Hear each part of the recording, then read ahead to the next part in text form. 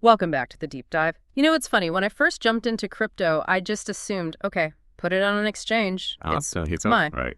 Safe and sound. Right. That's a common assumption. But then you hear these stories, like the ones in our sources today, people getting their funds frozen for like weeks.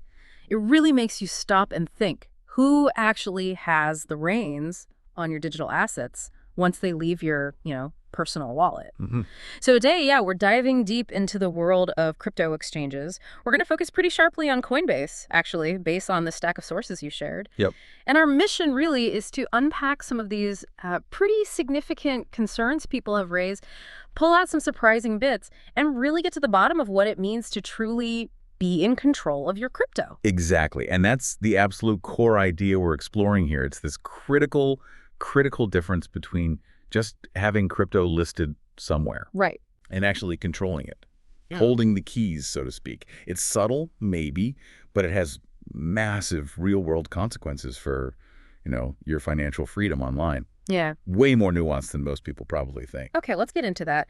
The author of the material we're looking at today, they had a real wake-up call, a pretty jarring one. Yeah. They talk about how Coinbase, which was their first exchange, just froze their funds out of the blue for over a month. Oof, yeah, a month is a long time. Right. And that was the light bulb moment, the sudden, stark realization that Coinbase held the private keys, not them. Mm-hmm. The keys? Yeah, that secret code thingy that actually proves you own it and lets you, move it around. Without those keys, you're just kind of hoping they let you access your stuff. You don't really control anything. That's it, exactly. And what's key here is understanding that basically every centralized crypto exchange, Coinbase included, works as a custodial wallet. Okay, custodian. Like, they're the custodian. Precisely. Think of your private key as your unique digital signature. It's the cryptographic proof that lets you spend or send your crypto. If the exchange holds that key, well, they are the ones signing off on transactions, technically, not you. So kind of like a bank holding your money? Sort of, yeah, very much like a traditional bank in that sense. They hold your assets. But, and this is a big but, often without the same level of consumer protection or the heavy regulatory oversight you'd expect from a bank. Right. FDIC insurance and all that doesn't really apply here. Generally not in the same direct way, no. So while these exchanges are, let's face it, pretty necessary for easily buying and selling crypto, especially when you're starting out. Yeah, they're the main on-ramp for most people. They are. But that control they have, holding the keys, it just inherently introduces this layer of risk. A pretty significant one that, honestly, a lot of users just don't fully grasp until something goes wrong. And that struggle for control, or maybe the perception of it, it takes a really interesting twist when you look at Coinbase's PR moves. Our sources get into this. Ah, yes. The parade. Yeah. They detail Coinbase sponsoring the U.S. Army's 250th anniversary parade. And the source doesn't paint this as, just patriotic support. No, the framing is quite different. It's portrayed more as a calculated strategy, like an attempt to get cozy with regulators, maybe win some government contracts down the line. Makes you wonder about the real reasons behind these big public gestures, doesn't it? Well, it certainly raises questions. And the sources definitely argue that this kind of high-profile move directly bumps up against Coinbase's own claims of being politically neutral. Right. They always say they're neutral. Exactly. So when users see this, it can understandably damage trust. You're trusting them with your money, and then you see them making what looks like strategic political plays. It brings up a bigger question, really. What happens when a platform trying to be neutral, or seem neutral anyway, gets involved in these very visible actions that, well, could easily look like taking a side? Yeah, tricky territory. Okay, so from PR optics to actual, tangible risk, let's talk security. Yes. Because the sources flag a pretty major breach back in May. Apparently, cybercriminals managed to bribe some Coinbase support agents. Overseas agents. Yeah, that was a bad one. The insider threat angle. And, okay, thankfully they didn't get the private keys or passwords. That's huge. Crucial distinction, yeah. But they did get a lot of other sensitive stuff. We're talking names, addresses, emails, even masked bank details, bits of social security numbers, account balances. Wow. So PII, personally identifiable information. Exactly. And this stuff was then used for ransom attempts, for social engineering scams, trying to trick people. Coinbase says they paid back the users who were affected, but still, it really shines a light on some weak spots in their day-to-day security, right? Operational security. Absolutely. And the fallout from that breach is interesting, too. Coinbase naturally tightened things up. increased security measures. Makes sense. But according to the sources, these new systems became, and I think the word used was oversensitive. Oversensitive, like Yes. too strict. Yeah, exactly. Started causing headaches for perfectly legitimate users. Accounts getting frozen, people locked out, and then struggling to get decent support to fix it. Oh, man, that's frustrating. It's like that digital security guard locking you out of your own house because they're worried about someone maybe breaking in later. Huh. Yeah, not helpful. It really feels like they got caught, between a rock and a hard place. They have to secure accounts after a breach like that. But then the fix ends up punishing the good guys. It just highlights this real tension.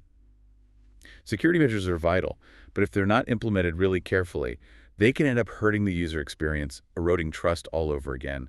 Protection turns into friction. And the controversies didn't stop there. Remember the Pepe meme coin thing in 2023? They blew up. It really did.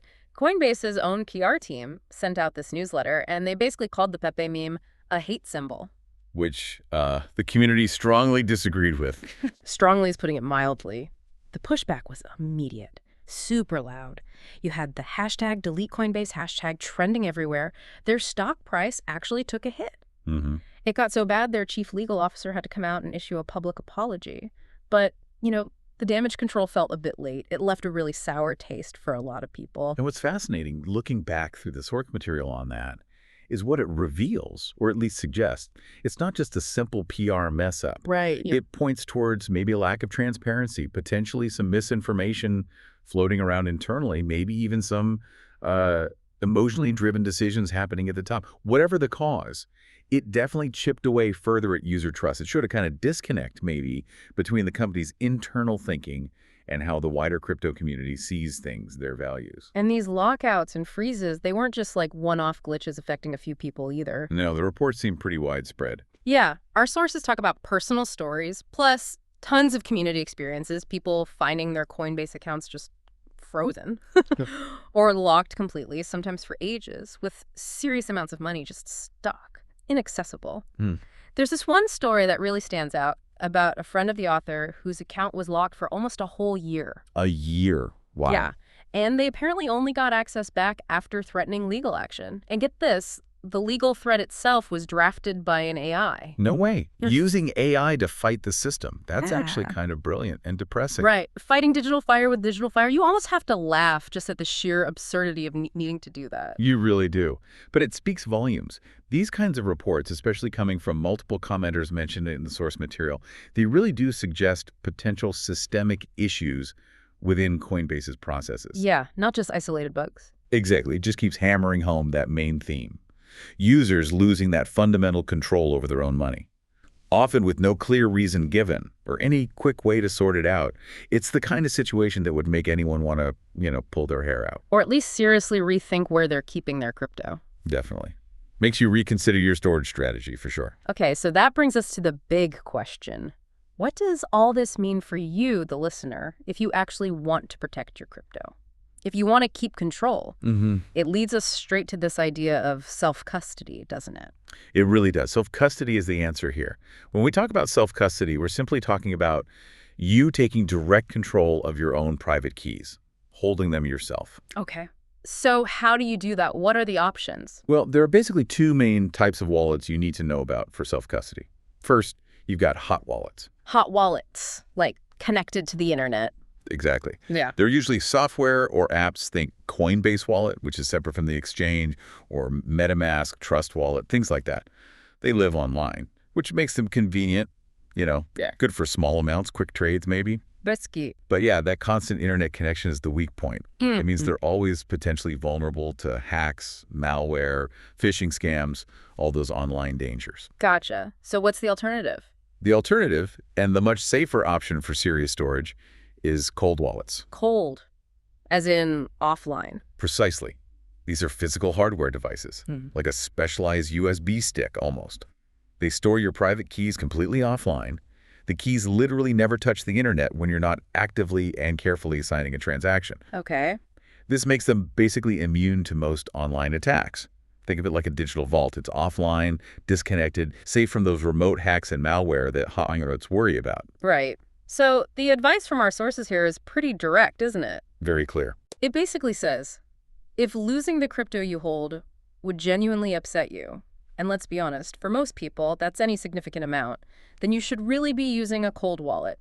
Doesn't matter if it's $100 or $1 million. That's the recommendation, yeah. Peace of mind. And it acknowledges that, okay, maybe they seem complicated, that's why people avoid them sometimes. That's a common barrier, the perceived complexity. But the source actually recommends one called the Tandem wallet, specifically because it balances simplicity with really strong security, so maybe they aren't all super intimidating anymore. Seems like options are improving, yeah. Okay. Making it easier for people to take that step. So just to boil down to some clear, actionable advice for you listening, use exchanges like Coinbase only for the initial buying or selling of crypto. That's what they're good for. The on and off ramp. Exactly. But then immediately transfer those assets out. Move them to a self-custodial cold wallet that you control. Don't leave them sitting on the exchange. And just to hammer that home, avoid storing any amount of crypto that you care about in a hot wallet long term. And definitely don't leave it sitting on an exchange for weeks, months, or years. Please don't. Think of exchanges as busy train stations, not your safe deposit box. Good analogy.